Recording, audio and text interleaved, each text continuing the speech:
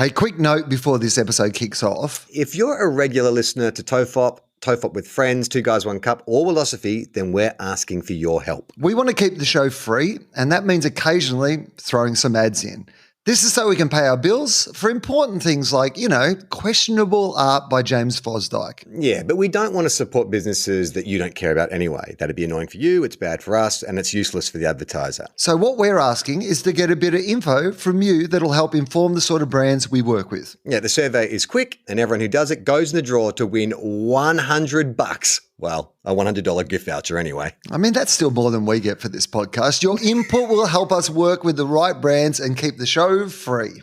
There's a link to this survey in the episode description. It closes soon. Thanks heaps. A listener production. The creators of this podcast would like to acknowledge the traditional owners of the land on which it is recorded. Aboriginal and Torres Strait Islander people are the first storytellers of this land. We pay respect to their elders, past, present and emerging, as well as any Indigenous people who may be listening today.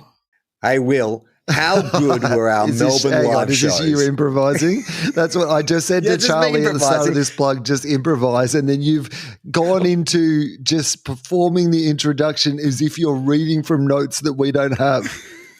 This is me off the cuff, speaking from the heart. We did our Melbourne TOFOP lives and they went off. People loved them, packed houses. We've got Sydney coming up. They did go off. People did love them. They did have packed houses, but the way you're saying this is as if you're reading it off a piece of paper. I'm not, just speak naturally about the fact that they were amazing shows. Okay. I can see that you're not, but the listeners can't hear that you're not. All right. I'm going to say this as sincerely and without any sales pitch as I can. Our Melbourne shows were fantastic. We had a great time. We had special guests, a lot of laughs, a lot of fun. It was awesome being on stage with you again. And guess what? We get to do it all again in Sydney in 2 weeks' time at the Comedy Store. Yeah, okay, that was pretty good. Okay. That felt pretty good. They were amazing shows. It was so good to be back on stage doing them live with the audience there. And we'd love to see you there at the Sydney show. Pack out the Comedy Store, our first show in Sydney since we were at, of course, the Sydney Opera House. So now we're at the Sydney Comedy Store. Basically the same thing. Same thing. As a cultural icon in Sydney, it's going to be an amazing show. You might have guessed who our surprise guest is going to be. I won't name him, but it was Gareth. Oh, hang on, I just named him. You just named him. And he's going to be the surprise guest at the Sydney show as well as a bunch of other surprises. Yeah, and don't let Melbourne beat you, Sydney. Don't let Melbourne have bragging rights that they packed out TOFOP live. Oh, this is good. Sell out Sydney 2 shows, as well. Sold out, back to back. Come on. You don't want to let Melbourne beat you, Sydney. This is good stuff. We'll see you November 25th at the Comedy Store for TOFOP Live.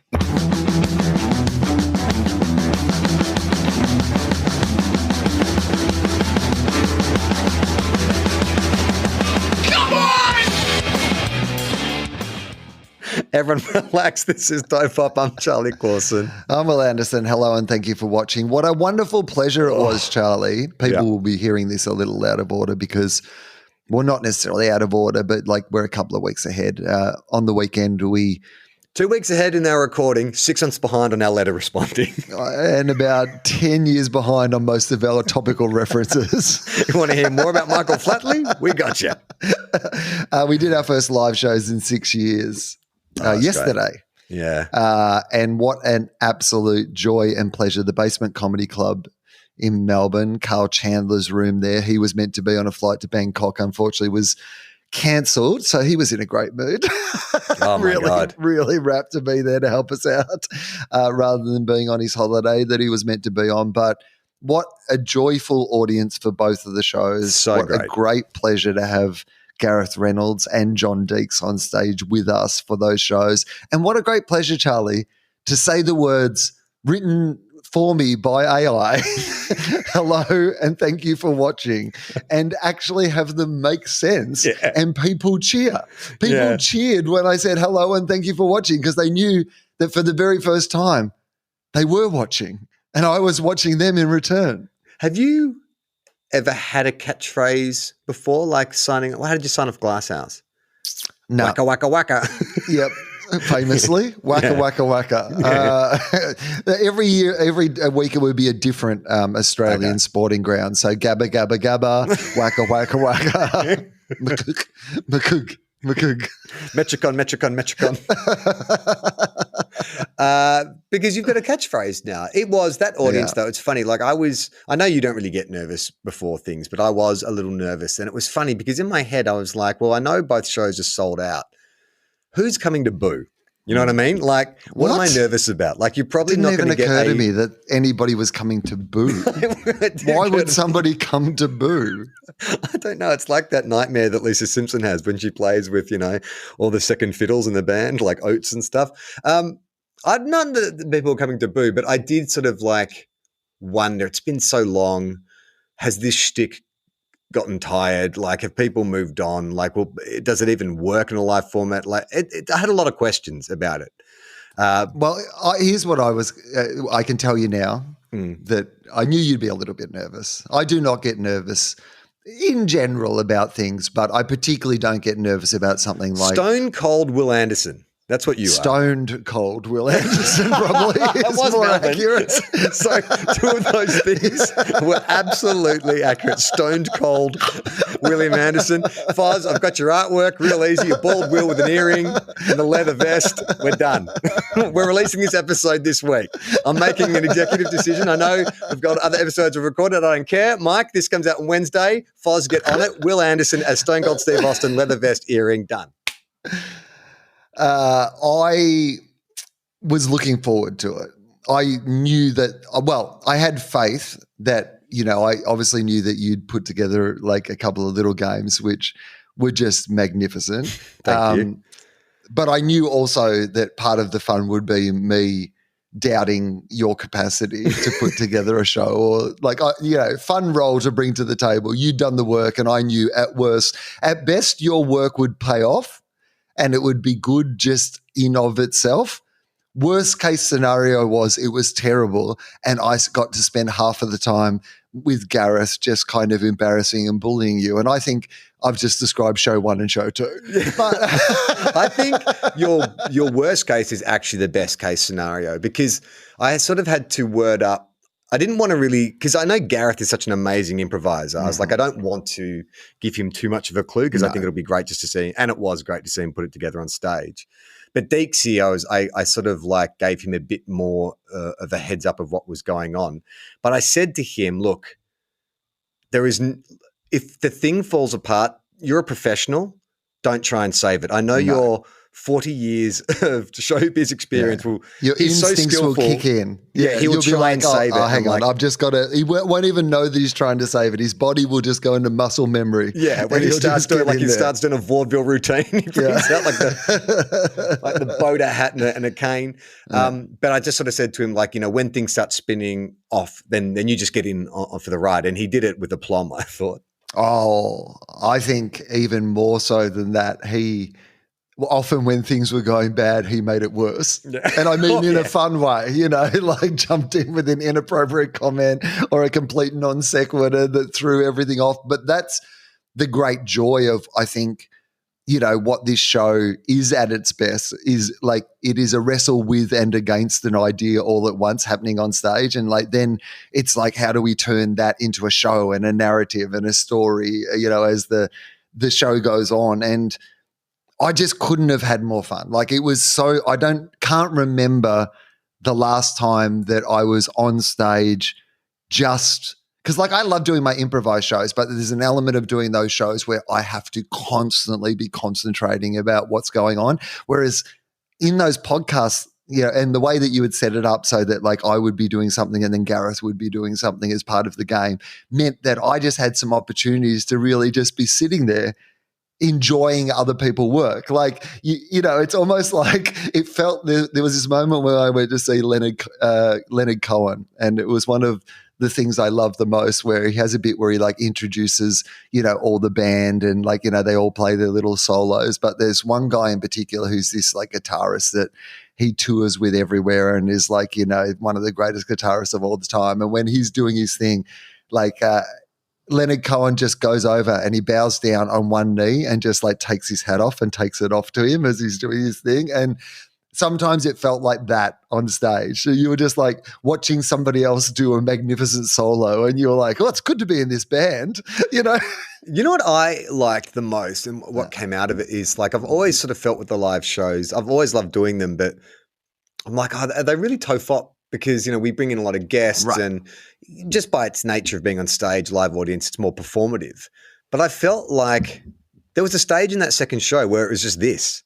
Like you and I were talking and I'd actually forgot for a second that there was an audience there because we were so involved in the conversation we were having. But people were like laughing at the right spots and I was like, oh, so this can work. Like people do want to see TOFOP live, like literally this live. I think that was the best thing about it. And the thing that I loved the most about it was it felt for the very first time that we did TOFOP live shows. Like, and they had the essence of those big shows that we had done, but they were really sort of TOFOP.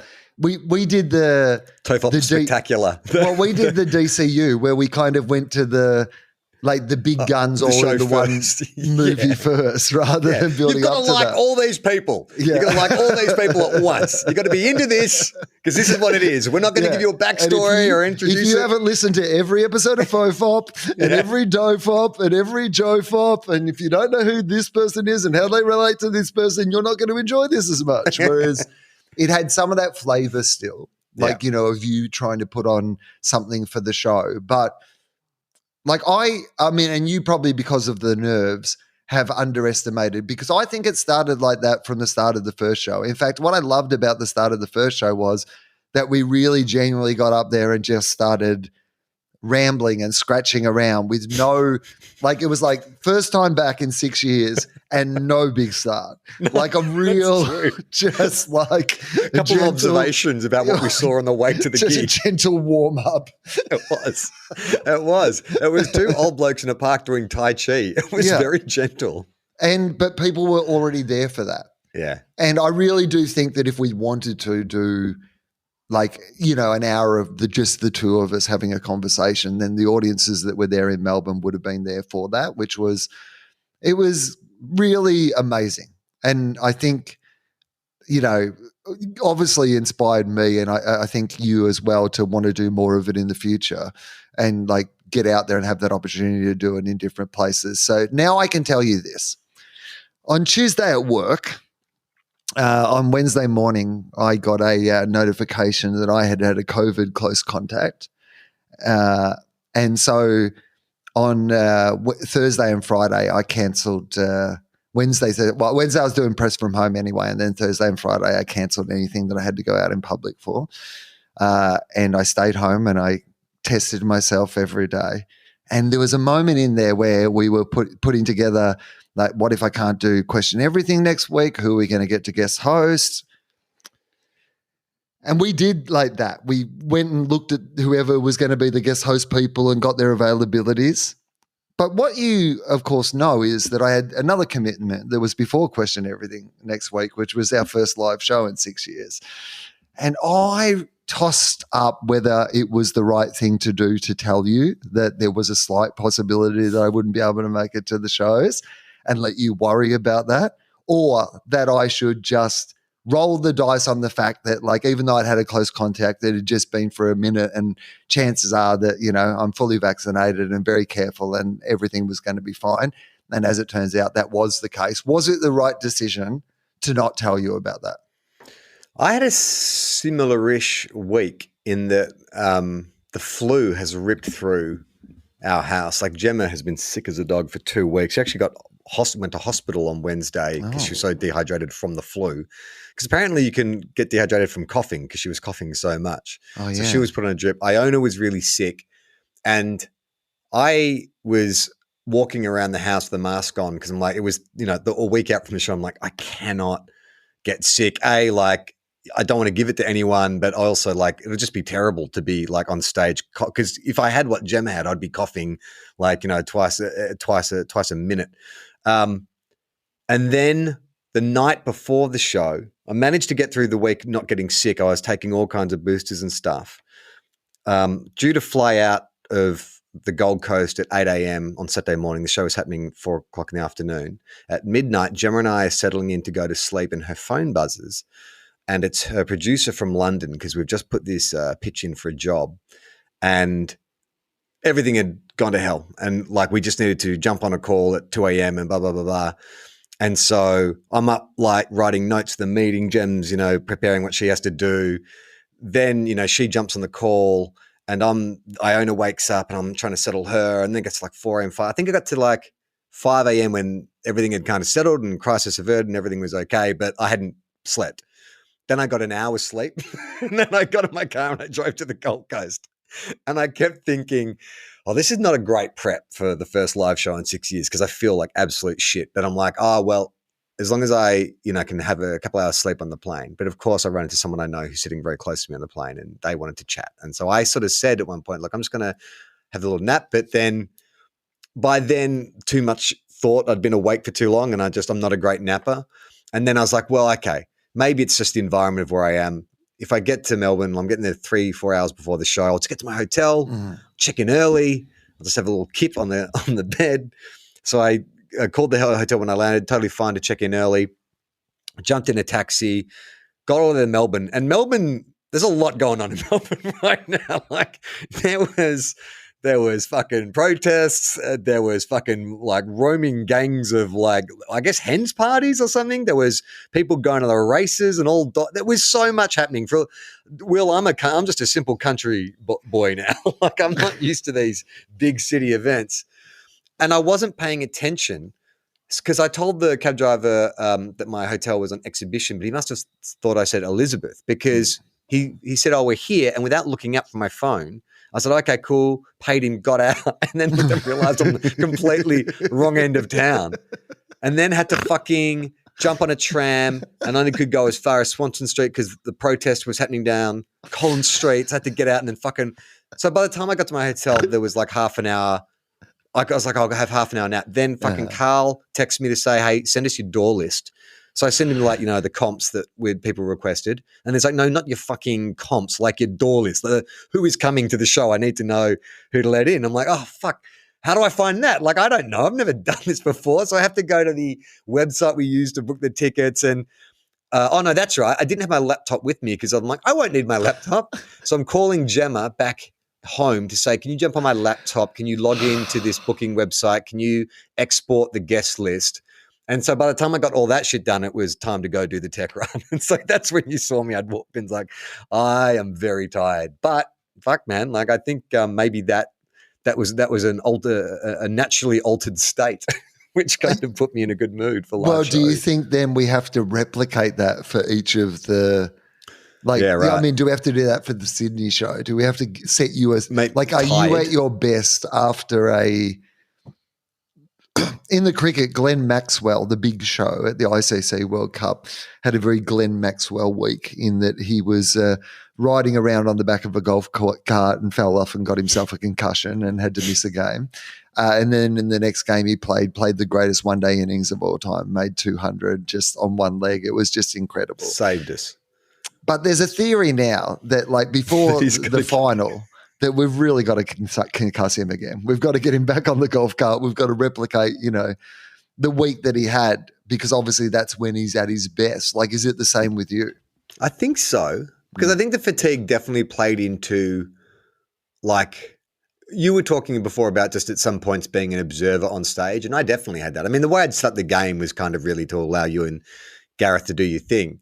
But at one point I was like, I don't really need to say anything for the rest of the show now because these guys are going. All I need to do is just throw a few more breadcrumbs down and the comedy pigeons will come out and peck away, and I don't really need to do anything. And I didn't feel compelled to sort of like get my line in or whatever. It's like, this is quite fun. I'm just going to sit here and watch these two guys, just riff. Yeah, it was a fun game. The time flew. That's how I knew. Yes, I thought it was too short. Yeah. In retrospect. In fact, I actually had a couple of people reach out on the socials to say they enjoyed it, but they wished it went for longer. And I can't remember how we used to do the other shows, but there was a reason. That was more based around the venue. They had more shows on. We would love to have gone longer, but there was, Cam James went in after us, and then there was the actual proper comedy night. But I think this is all just, we wanted to start off kind of dipping our toe back in the water. Dipping our toe. Something manageable. Dipping our TOFOP. We're dipping our That's what TOFOP we should have called the back into tour. life. Dipping our TOFOP. How would James turn that into something disgusting? Like someone's dipping their toe into someone's ass. That's what it would be. Just And you're dipping not it in. allowed to draw that, Foz. You've got to do Stone Cold. Stone Cold, Will Anderson. I think it was a good. It gave me a good idea of if we do more of this, like how we can structure the show. And what I most liked about it was, people want to see TOFOP, and that's kind of easy because we know how to do that. Yeah, I agree. Like, I mean, I think in a general sense, it being a longer show than an hour is probably what we would like to aim for. But I love the idea that we could do, I mean, for us, it was 2 hours. We obviously did 2 shows basically in a row. So that felt almost like the right amount. right but I think maybe an hour and a half would be your perfect length for a live podcast. What I would like next time, and it's more, to do with staging, is a couch. Can you sit on a couch? Like if we gave you enough room, can you I mean, I can't get up. Right. So that's right. We just ask the audience to leave when we stay on stage. Like Taylor Swift style when she's hiding in a box, What? I haven't seen that. Oh, because Taylor Swift, when she starts her show or whatever, she is on the stage or whatever it is. So it means that she doesn't walk out onto the stage. They wheel her out in a box. Right. And then she's hidden out there in a box. So I don't think it's a gift box. I think it's just hidden in a box. So it's not meant to be noticeable. Yeah, that's right. They hide her pre-gig so that she can surprise, here I am. Why don't they just do a trapdoor, like a Michael Jackson trapdoor? And I'm not talking about the creepy one he had at Neverland. I mean, that's probably why. Trapdoors have got themselves a bad name. Old mate from the Today Show, people being able to lock things from under their desk or open secret rooms. It just seems like a very low-tech solution when she's the biggest pop star in the world, and fucking Tommy Lee flies onto stage and stuff like that. Surely they could come up with a bit more of just a riser.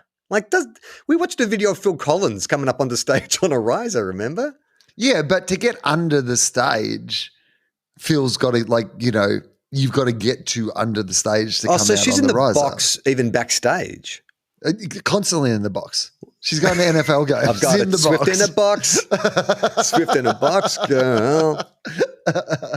No, I don't know what the exact details are. I'm gonna Google it. You talk for a second, and I'll see if I can find some information about it. I haven't been following. I don't know anything about Taylor Swift. I'll be honest with you. I know who she is, but there is so much coverage about her with this guy, this footballer, and it has to be any guy who dates. I know the cliche is, she's going to write a song about you, but it's got to be in the back of your mind, right? That Taylor Swift. Are you going to be the guy that makes a difference? The guy that sticks with Taylor and that doesn't write a song about you. Well, I mean, that's the ultimate incentive, isn't it? To be the guy where there's no song, or do you get a song out of Taylor and then move on to Adele for a whole album? Oh yeah. Imagine if there is a guy who who's been mentioned in more than one pop star song, like Warren Beatty, You're So Vain. Has he been mentioned in anyone else's song? I mean, surely there's got to be, Who Let's would think be the about most? What are the most famous pop stars? So there's the guy from not Family Matters, Full House. Alanis Morissette, which I don't think is actually true, but that is the story. It is about him. What's his name? Dave. No, Coulier. Apparently it's not about him. Anyway. Hang on. I'm What's the song called? You Ought to Know. You Ought to Know. Yeah. Dave Coulier. Is that his name? Yeah, something like that, yeah. Dave Coulier, true. Question mark? Yeah, Dave Coulier has opened up about the moment he realised he was the subject of her song "You Ought to Know." Oh, okay. From 2022. All right. I thought. Do we want to hear what he felt about it? Yes. Okay. So Dave Coulier, this is from NME. Well, look, the show was last night. We're still very tired. Dave Coulier has opened up about the moment he realised he was the subject of Alanis Morissette's song "You Ought to Know," which remains one of the singer's best hits. Morissette dated the Full House star between 92 and 94, breaking up around the time that Morissette was writing her third studio album, A Jagged Little Pill. You Ought to Know was released. This sounds like it's written by AI. Coulier first acknowledged the similarities between the song's content and his relationship with Morissette in 1997, but has shifted his perspective on whether or not it's actually about him several times over the years. Okay, all right, so he doesn't really know. Now, in a new interview with SiriusXM, the actor once again acknowledged that he may be the subject of the song. Just discussing the first time he heard it, he said, "I'm driving in Detroit and I've got my radio on. I hear the hook for You Ought to Know come on the radio. I'm like, wow, this is a really cool hook." And then I start hearing the voice. I'm like, wow, this girl can sing. And then I was listening to the lyrics going, oh, no. Oh, I can't be this guy. Coulier explained that he subsequently bought a copy of the CD himself. And upon listening to the album in its entirety, he came across a lot of familiar stuff in there that her and I had talked about. He referenced the track Right Through You, saying that one lyric in particular, your shake is like a fish, was a nod to the way he and Morissette would do this dead fish handshake. I started listening to it and I thought, ooh, I think I may have really hurt this woman. He and Morissette would later reconnect, however, and according to the actor, she couldn't have been sweeter. I'll tell you the kind of person she is, he said. When my sister Sharon was dying with cancer, Alanis was living in Toronto and she was in Detroit. Alanis drove to Detroit with a guitar and sat with my sister playing songs. Now, look, it's a sweet moment. But do you think she played You Ought to Know when she? Like, by the way, this song is about me angrily fucking a guy after I broke up with your brother.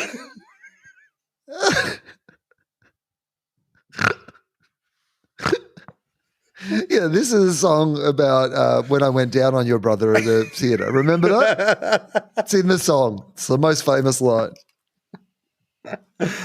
How did we get into that? Okay, Taylor Swift in a box. Oh, yeah. I honestly could not find any reference to it because there's another story about Taylor Swift in a suitcase that every time you try to Google anything comes up instead. What's that So one? I'm going to run you through Taylor Swift in a suitcase. So Taylor Swift, this is a BuzzFeed investigation from 2017. Deeper investigation into whether Taylor Swift was hiding in a giant suitcase or not. So there's this theory that her bodyguards were outside her house and they did this on several occasions, and there is a giant suitcase, like the sort of suitcase that you would carry around like props or like stage clothes or something like that. Yeah. And it's been carried by two big bodyguards inside and outside her apartment, and it's happened on a few different occasions. And the theory is that Taylor Swift is inside that suitcase, and that's how she gets in and out of her apartment without being photographed by the paparazzi. I mean, I guess she could be, but I imagine being a musician and a musician who's known for like costume changes and stuff, it could also just be instruments and or wardrobe. So you're saying the most likely scenario isn't that this billionaire pop star is folding herself up into a suitcase like that Chinese guy from Ocean's 11. Yeah, imagine if that's who Taylor Swift was having an affair with at one point.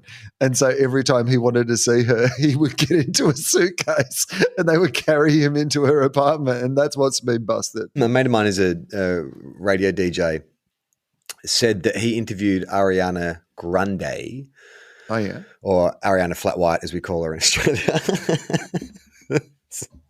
And her bodyguard would carry her places. She's very petite, apparently, quite small, but like carried her from the car park outside the radio station, up the stairs, into the studio, and then at the end of the interview, picked her up and carried her out again. I mean, that feels creepy and weird. Unnecessary. Like, unless, I mean, I would feel that she's not eating enough. Like, if she can't expel that sort of energy just to walk around and she has to be, I would prefer if you put, I'm such a big celebrity that I am carried from one place to another, like that's Cleopatra or something like that. It's like, remember we did that episode back in the early days of TOFOP, PRAMSPORT, because I had this idea that I want to create a fleet of public transport where it's just giant prams, and you know, if you've had too much So to drink. do you think maybe you could get Ariana Grande involved in your Oh my PRAMSPORT God, business? like celebrity an Uber endorsement. spokesperson. Yeah, for sure. Like when the Kardashians blow up some new brand, you know, some new designer makes their fortune on the back of the fact that the Kardashians or Selena Gomez have, like, if you could get Ariana Grande Onto in PRAMSPORT. one of your prams, like if her bodyguard was just like pushing her around in a pram, I think That's how you do get it going, right? You hire the Yeah. bodyguard first. Like Yeah. he has to say, Ariana, I have to quit. Oh, yeah. Why? This new company, it's a transport company called PRAMSPORT, where they put you in a giant pram and they'll wheel you home from the pub and they carry you and tuck you in at night. They're offering me crazy money. And she was like, oh, that's interesting. So tell me more about this business. And then that's how we connect. We get him on as one of our nannies. He's got to dress in Victorian era nanny garb. I forgot that detail. I can't remember that detail. That might be the problem, I think, that he has to dress like Mary Poppins. Got to complete it properly. I think she would be great for it, because I think because she's like isn't she like a billionaire or something as well? It's speaking she's to people who can famous. afford this kind of service. This is not for, when I say It's a luxury it's not, service. I said public transport. That's completely incorrect. Private luxury transport service is what it is. Exclusive luxury transport.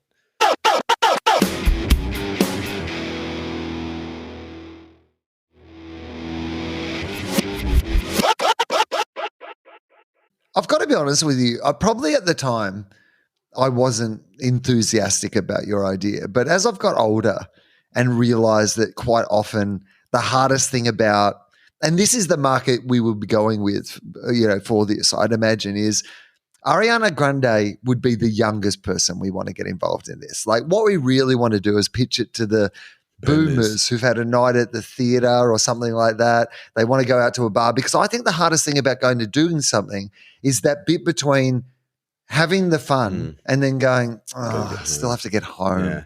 That's really annoying. Whereas if you were looking forward to being pushed home and tucked into bed. But is it a boomer? Is they the target demographic, or is it more that kind of like trust fund baby? Someone who's been kept you mean in like a nepo baby sort of constant in a state yeah. of constant nannying, you know, like they have been feted upon their whole existence. Because that's what I think. You're right. Reading into the Ariana, why her bodyguard has to carry her is because she's. Well, maybe we've got to pitch it to the helicopter parents, like the boomer parents. Parents who are also managers. Oh, yeah. Good. Because you know they've totally fucked up their kids. You know that. You know that they never gave the affection that the kid needed, and so the kid is seeking it through public performance or whatever they're doing. So it's like, we're not saying you have to be affectionate to your offspring. You've essentially kept them being a baby for the public's consumption, and therefore the idea that when they're done with their tasks for the day, that they are then put into a pram and wheeled home, or even just wheeled from the movie set back to the trailer in their pram. You know what I mean? Like, it doesn't always have to be that you're going home and being tucked into bed. It's any situation where you've done some sort of work and need to be transported to somewhere else. The idea behind PRAMSPORT is it's a leisurely, comforted way to get around. You're not going to get there the fastest because you're just being pushed in a pram, but it's a giant adult-sized pram being pushed by a very strong man or woman, but it has to be in Victorian era Mary Poppins nanny garb. Would you consider electronics in the same way as, like, you know, all the e-bikes and e-scooters and these sort of things? You already want to automate my industry. Get fucking replace the humans. Is that what you're saying? We haven't even started it and you want to go straight to automation. You just hate workers. Willa Anderson never stood for workers.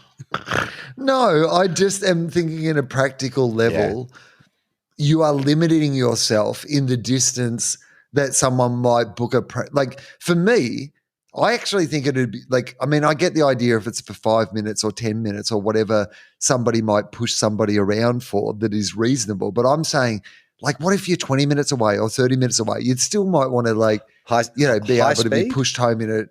Are you saying there's like, well, not like, why don't we have both?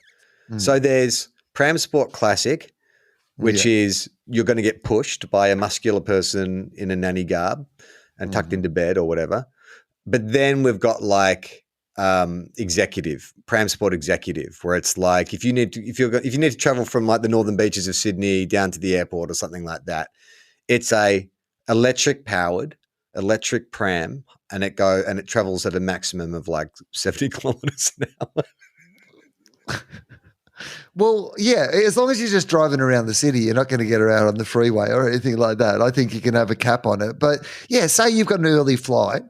It's 30 minutes from your house to the airport. You might just think, you know what, like you were doing for the shows, if PRAMSPORT had been around as a business, you'd be like, I haven't slept last night. I've got to get to the airport. It's going to take half an hour to get to the airport. You know what? Just going to book myself a PRAMSPORT. Have a little snoozy news nap on the way. They're going to play some of my favorite music, just like, lullaby versions, and give me a little bottle to drink. And then before you know it, I've had a little snoozy snooze and I'm ready to go. I can do TOFOP live. Yeah, I'm definitely down for that. I'm so glad that PRAMSPORT has been revived, because last year there was some kind of meme where it was like, imagine if adults had prams, and it was like a giant guy pushing a big pram around, and the amount of sort of TOFOP listeners who got in touch with us, and now a year later, I'm responding to all those messages we got. Seems like the perfect TOFOP time frame. Absolutely. Hey, I want to get to our mailbag, because I'm committed to being more efficient with this. Hang on, what's going on here? I've logged into the wrong email account. This is Two Guys, One Cup. We're still getting mail from, hey, footy season's over, Two Guys, One Cup listeners. Stop. We're not going to respond. Stop emailing us your football questions. Unless Charlie mistakenly logs into the wrong email account. Oh my God, all these people.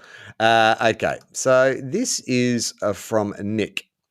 I will say this though, for Two Guys, One Cup fans, we have got some Two Guys, One Cup news that will be coming up very soon. In fact, we have some great news about the TOFOP entire network-wide news. Yes, exactly. All good stuff. Nothing to be worried about. Everyone relax. But it's going to be cool, and it is coming up. We will tell you all about it in detail when it actually happens. But particularly for fans of Two Guys, One Cup who've dropped off because they didn't feel like they could download a free app. Might be some good news. Look, it is good news across the board. As Will says, more details to be revealed soon. But basically, we're just going to give you everything you want, make it easier. We're just working on what that looks like and how it sounds. But good times ahead. This is from Nick. Hey, lads, love your work. I was recommended Two Guys, One Earn during the Ashes series last year. And it was so fantastic. It led me to reading Adam Dwar's brilliant book, 12 Summers. And now I'm a regular TOFOP listener. Unfortunately, I'm not a medical professional. So, I mean, wouldn't it be great, Charlie, if someone came to the podcast feed for Two Guys, One Earn, and then they stuck around for the other shows and sampled them and became fans of them? That seems like an amazing idea. That's a great idea. In episode 487, The Hermit, listener Matt recommended a sci-fi book called Robo-Apocalypse to you. Well, I've got another one for you. But since I've not heard the episode Matt was referring to, I've got no idea if you've talked about it. It's called Rule 34 by Charles Stross. Have you heard of this book, Will? No, I don't know it. I read it a while ago, but I remember it was quite funny, enjoyed it a lot. Anyway, I should get back to work, have fun. All right, book recommendation. What's Rule 30? Can you just Google it? What's Rule 34? Well, the first thing that comes up when you Google Rule 34 is if it exists, there is porn of it. What?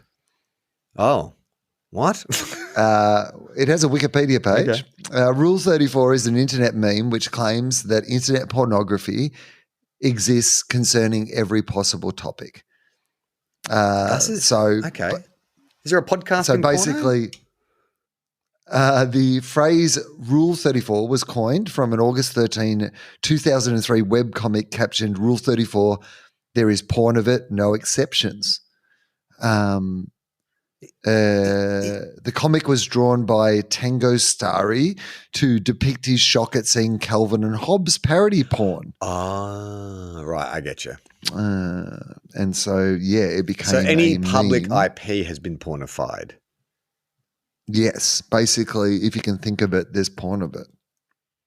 I guess that would be true. I mean, I guess that's the internet in general, though. If you can think of it, it probably exists in some form on the internet, right? Like I was the other day for this thing that we're pitching on, I was like Googling the most specific camera move, something like a crash zoom into one continuous shot from a crash zoom into a macro lens of like hair follicles moving in the breeze. And you know what? I fucking found it.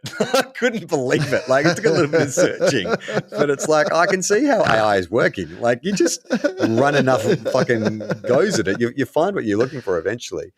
Yes. Well, that's all AI is doing. Yeah. AI is just doing that faster and more efficiently than we can do it. Yeah. Which is fine in terms of like data harvesting. It doesn't have any creativity to it. Like, I've been seeing some things being sent to me, like emails and stuff, which because I'm reading a lot of AI stuff now that I'm like, that's computer generated. Like, that is, it reads slightly better than a form letter, but only slightly better. And AI is very hoity-toity, and like, it can't just say, if you said, hey, ChatGPT, write about the podcast, the comedy podcast TOFOP with Will Anderson and Charlie Clausen. It'll be like, prepare to slap your thighs into smithereens, wacky Wonder Man, Will Anderson, and chuckly Charlie Clausen. And it's like, oh, fucking chill out, AI. Like, you're trying way too hard. If you want to infiltrate, you've just got to fucking just chill a little bit. Okay, this is from one of our TOFOP 12. Rebecca, we haven't heard from her in a while. She says, good day, my favorite podcast humans. Rebecca here, one of the winners of the most macho status with updates. This is a rather long story, but there are two shorter ones at the end, so you can just skip to them if you like. No, happy to do the whole thing. Okay. So the Grand Canyon is a 45 kilometer hike in a day that was unexpectedly epic and not in a way we'd planned. I'm still in shock. Everything is not okay, but I'm fine. But my friend will not be okay for a while.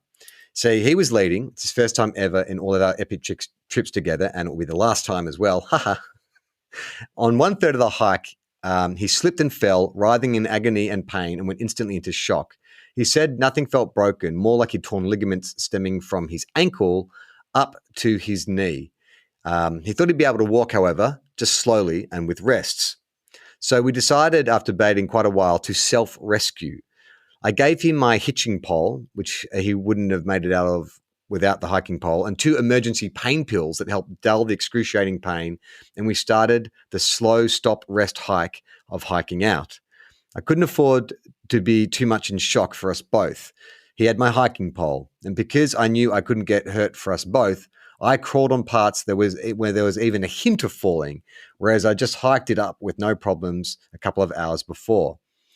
It took a lot out of both of us, him with battling the pain and me assessing the situation and keeping tabs on him and trying to bring calm and letting him know that it'll all be okay in the end and that I was by his side. Can I just say, we fucking selected our like TOFOP 12, our most macho listeners very well. Like, this is halfway through the story and I'm like gobsmacked. I mean, I'm glad that she laughed a little bit at the start of this story because I am compelled and I, at this point, don't know if everybody makes it out alive. I'm like, I have no idea how this is going to end.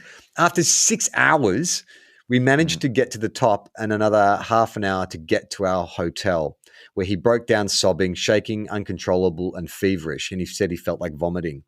He called his daughter, who was an ER doctor in Germany.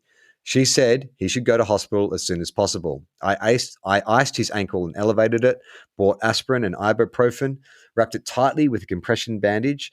I mean, I know how to do 2 of those things. I think maybe I could hand the pills over. I've done that plenty of that in my life. But I mean, I would have handed him one and taken one myself. just to make sure. Go Harveys. Problem was that we had 2 cars, so he had to drive one back. I brought into his car after giving him a double shot of Nespresso. Hey, shout out to George Clooney. And let him drive the 4 hours to Phoenix, calling him every once in a while just to make sure he was okay. When he got home, the swelling and pain were less because of the wrapping, so he decided to wait until the next day before going to hospital. It had been extremely painful and had swollen a lot during the night without compression bandage on it, but he was going to wait until urgent care opened, and I stressed that he should go straight to the ER hospital, where they said he had a broken fibula. Broken leg. No weight on it for 6 weeks. He needs to see the orthopedic surgeon ASAP for further assessment. They said there are also tiny bones around the fibula that are broken. I felt a different kind of tired than the physically tired I would have felt on the 28-mile hike. We had both been training this for at least 2 months. Every time I talk to him, he thanks me for saving his life, and he texts me the same thing again and again. His daughters have both texted me giving me thanks for saving their father's life. It was intense. Fuck yeah, man. That's like horrible. The canyon will always be there, and now we have to taste the ruggedness of this trail. There were no tracks, and it was overgrown, and there was lots of trail finding. As in, got to find the track in the well-trotted, crowded Grand Canyon. So that's exciting to know. I'm still in shock, as is he. We both say nothing feels real. And besides his tail, I got struck by a rattlesnake in the calf while trail running and continued on for another 8 kilometers before realizing that maybe I wasn't thinking correctly, and I turned around. Yeah, the one thing I know about snake bites is you are not meant to increase your heart rate when you have poison coursing. Just get that blood flowing around the body. That's what you need to do. Pump it through your heart. And this was reminiscent of Charlie and his magpies. Yeah, I am also a hero. Yeah. I remember I was at the Olympics in Sydney, and we were doing our radio show, Adam Spencer and I, and we had one of the, I think it was the water polo, one of the girls on who'd like scored like for Australia at the last moment in this really spectacular way. And Spence told a story like about, like a women's soccer game that he'd been coaching or something. And there was that real feeling from the water polo person of, I don't feel like these are the same things.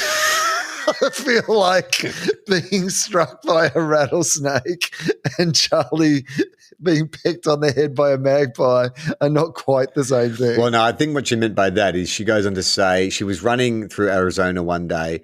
All of a sudden, claws grabbed the back of my neck. I thought it was a mountain lion or something like that. I turned around and was hitting at whatever it was on top of my head for 6 hits before it finally flew off, and it landed in a bush next to me, staring at me. It was a big Harris hawk, and it continued staring at me. So I grabbed rocks and it backed away from me, and I didn't move. Oh, well done. So what's a Harris called? A Harris hawk? Yeah, I don't know. A Rolf Harris hawk? You don't want to go near those. Don't want to go near. Oh my God. What? What do they look like? They look pretty deadly. Have a look. Harris. Yeah. Well, very hawkish. Sharp beak. Fucking hell. Rebecca, you've got enough like TOFOP 12 stories to have your own category. I mean, maybe she should be the captain. Like a spin-off. Yeah, I think at the moment. She's the Captain America, or who's the leader of the Avengers? Is it Captain America's the leader, but Tony Stark's like the founder. Yeah, but this is real. This is more Captain America stuff than it is Tony Stark. Yeah, Tony Stark stuff. fucked everything up anyway. Captain America had integrity. Yeah. And this isn't fooling around with like next level technology and AI. This is just ground and pound. Ground and pound. This is from Stuart. Hey, Charlie. Oh, so do you remember we were talking about Barry, and I was saying to you there was a plot line where you had these two podcaster hitmen, and I couldn't understand what that reference was. My interpretation of the assassin podcaster scene in Barry is that they had a tech podcast reviewing dodgy gadgets, and their assassination attempt goes wrong because one of their gadgets fails, which is true. That's a little detail that I forgot to mention, so that makes sense. I might be wrong, but it makes more sense if that was the setup. Yes, absolutely. Stuart, thank you for – I actually haven't watched any more episodes of Barry because it's so goddamn depressing this season. I want to be a completionist, but I just find it like hard going. There's too much misery in the world right now. I don't want to like tune into a fictional show to find out the fictional world is also an awful place.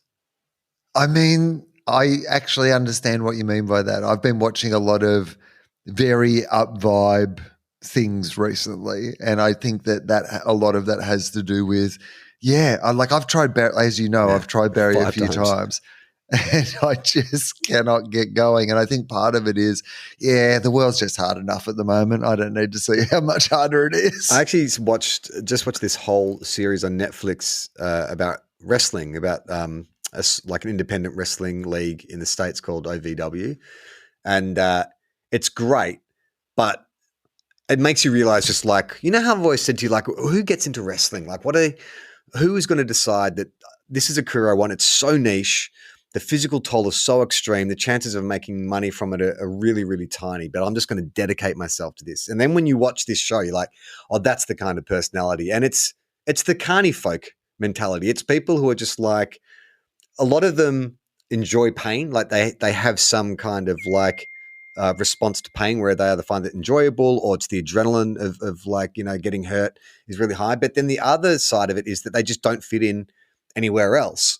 And in that sense, it's kind of beautiful. It's like, like if you were someone who had this kind of like this impulse to be violent, but you don't actually want to hurt people, but you want to create this theater of violence, choreographed violence, then it's kind of great that this thing exists and allows you to have a community. And, I know being at high altitude makes you more emotional, but I just watched the last episode Flying Back Today where they do their big show.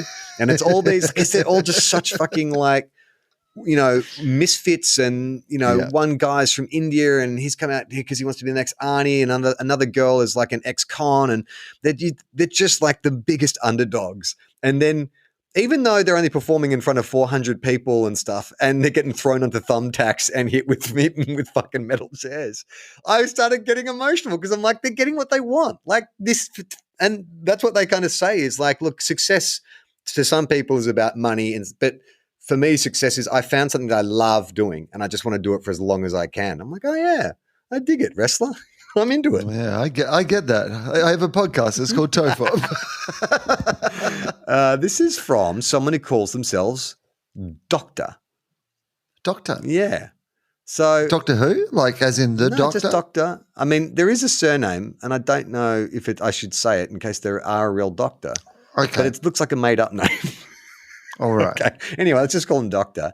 Very strange, short email. Charlie, quit complaining and smoke some DMT. Ask your friend Will to get you some. Smoke it. Then come back and continue the show. Then we can all move on. What is that referring to? Can you get me some DMT? No. Yeah, I didn't think so. I guess I probably I could probably get I myself some DMT as easily as you could get me some DMT. I think that anyone I know who could get DMT lives closer to you than they do to me. What was I complaining about? I mean, I know I complained a bit, but for fun. Yeah. Smoke some DMT, then come back and continue the show. Then we can all move on. So cryptic. What am I holding the audience back from? I mean, what are you holding the audience back? I feel like I've been quite open and enlightened in some of my self-discoveries. I'm not sure that I need to smoke DMT I'm not against it, but I just don't think I need to. I mean, I am against it for the purpose of the podcast. Like that isn't the reason, the intention you should take into an experience with DMT is just like, I got an anonymous complaint about my podcast. I decided to smoke some DMT to work it out. I just feel like Joe Rogan has made it uncool. Like I'd probably be more curious if he wasn't so into it. But I'm like, if the discoveries he made on DMT means I end up like him, I don't think I want to do it. Yes, I know what you mean. Like there's, it's kind of like when you brought this up when Carl Sandlands went to Burning Man. You're like, Burning Man's done. Yeah, Burning Man's done. Never gotten up. No amount of orgy tents can lure me into that desert now. Carl Sanderlands might be there. The last one. This is from Lucas. Fiji water. Hey, Will and Charlie. Greetings from America, our second American listener today. I am currently listening to episode 491. I got to say, I love the podcast, and I listen weekly since hearing Will and the Dollop a few times. And now I listen to all your podcasts eagerly. Well, got some good news. It's going to be easier to listen to all of our podcasts very soon. Details to follow. And I look forward to new ones dropping. I also love the taste of Fiji water, but had to stop drinking it as well. Will hit the nail on the head by saying it's not great to import pristine water from so far away. I know the lowly amount of money I withhold from them doesn't make any difference to these dickheads. I didn't mean that in the endearing Aussie sense, but I sleep better at night. Robert Evans did a wonderful episode on the Resnicks on Behind the Bastards. I eagerly await some East Coast shows, but completely understand why you wouldn't want to come to our shit country full of fascists right now. Yeah, I don't know. Everyone's got some shitheads everywhere. It's not just you. Don't worry about it. Maybe that'll change, maybe not. Anyway, look forward to get more great pods from you guys to help me laugh and keep these dark days of growing authoritarianism by my misguided government. Sincerely, Lucas. Thanks for that, Lucas. Would you go back thanks, to Lucas. Fiji water? I too can't. much. Okay.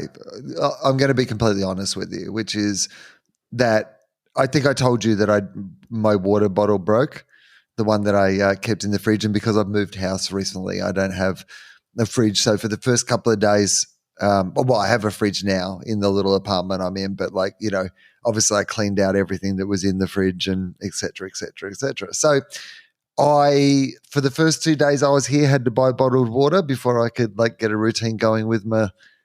Turns out that my car came with a water bottle that's been sitting in the back of my car since I bought it 5 years ago. So that's the one that I've been using. Oh my God. Yeah. I know. I was moving some stuff around, obviously, and I looked in the back of the car and I was like, what's that? It's a water bottle. Oh, that's exactly what I need. This car's awesome. And you know what the great thing is, Charlie? It fits really well in the cup holder that comes with the car, because it's almost as if it's designed specifically for that cup holder. Really wish I'd thought this through about 5 years ago. However, in the 2 days in between, I thought, you know what? I'm just going to fucking treat myself, and I'm going to go back and I'm going to – all that talking about how delicious Fiji water was, it made me crave Fiji water, and I just wanted to – I knew that it was only going to be twice, that I wasn't going to get back into the habit. I was just going to – you know what? I had to buy water anyway. Just for 2 days, let me go back to that old love. And here's the thing, Charlie, sometimes you can't go back. Sometimes the fact that you know things about the company or the family or the, global situation, you can't enjoy the taste of it as much. So even though I'm sure it tastes exactly the same as it used to, I did not find it as delicious as I used to. All right, that is TOFOP for this week. I'm going to put pressure on Mike and Foz to release this week, because I reckon the fact that we talked about the Melbourne shows is a good advertisement for our Sydney shows that are happening in 2 weeks. Well, a week and a half from the time this episode comes out. Still November tickets 25th, available. Comedy Store. It's going to be amazing. Yeah, it's a great fun. Gareth is going to be coming back, Cat's out of the bag. He's going to be in Sydney. He's going to be on stage. Maybe another special guest as well. We're just still working on that. But it's going to be a hoot and a holler. What have you got to promote, Will? Question Everything is currently on ABC TV, and you can check it out on ABC iView. It would be great if you enjoyed the show to watch it again on iView, or at least click on iView and let it run through so the iView numbers go up. That would be very good. And I have a national tour about to start. I have some improv shows, comedy.com.au for all the details of those. And of course, the best way to support the show is to go to our Patreon, patreon.com/TOFOP. Full videos of TOFOP episodes. We've got ad-free episodes of everything on the TOFOP network, lots of other great bonus material, and archives that now go back years. So if you want to do a deep dive, Patreon is the best place to go, and you can sign up for as little as $1 a day. If you want to give us more, you can. If you sign up for $20 a month, you get an autographed poster from Will and I sent straight to you. Plus, some We Keep Them Laughing So They Keep You Living fridge magnets, which I still haven't got rid of. I can't believe we still have some to give away. But that is TOFOP for this week. I'm Charlie Clausen. Niall Anderson.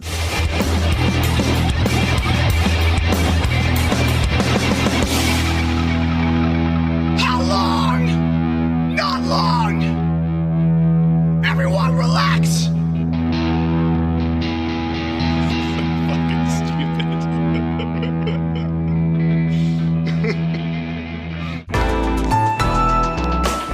Listener.